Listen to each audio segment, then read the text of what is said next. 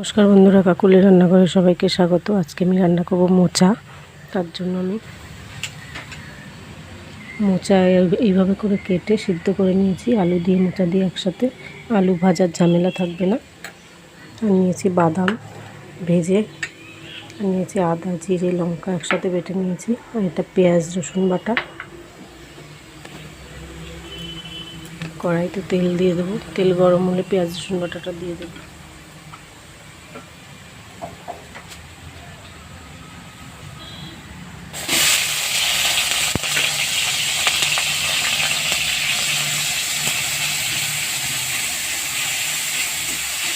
একটু ভাজা ভাজা হলে, হালকা লাল লাল হলে আমি আদা জিরে লঙ্কা বাটাটা দিয়ে দেবো। হালকা ভাজা হয়ে গেছে, এবার একটু হলুদ দেবো, দিয়ে নেড়ে চেড়ে আদা জিরে লঙ্কা বাটা দিয়ে দেবো।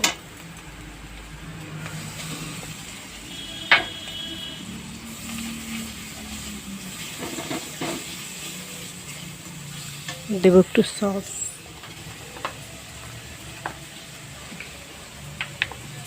আমার কাছে যেহেতু টমেটো অ্যাভেলেবেল নেই, তাই আমি সস দিয়েছি, তোমরা টমেটোও দিতে পারো।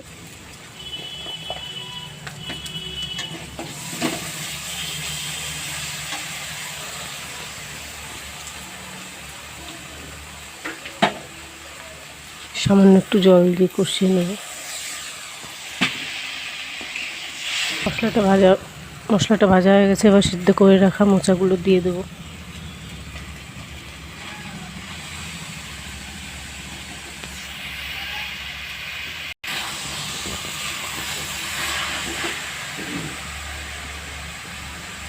দেবো হলুদ,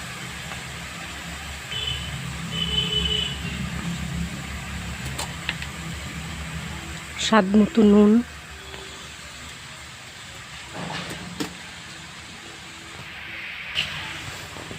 আর দেবো স্বাদ মতো চিনি।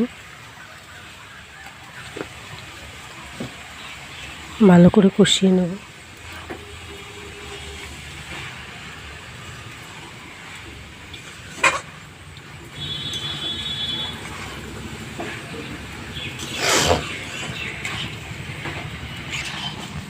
সামান্য একটু জল দিয়ে দেবো, বাদামগুলো দিয়ে একটু জল দিয়ে দেবো।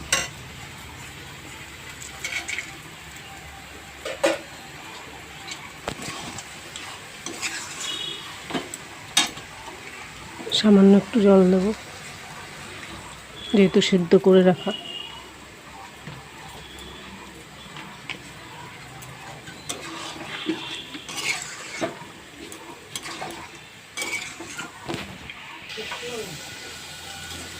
বন্ধুরা, হয়ে গেছে মোচাটা, এবার নামিয়ে নেব।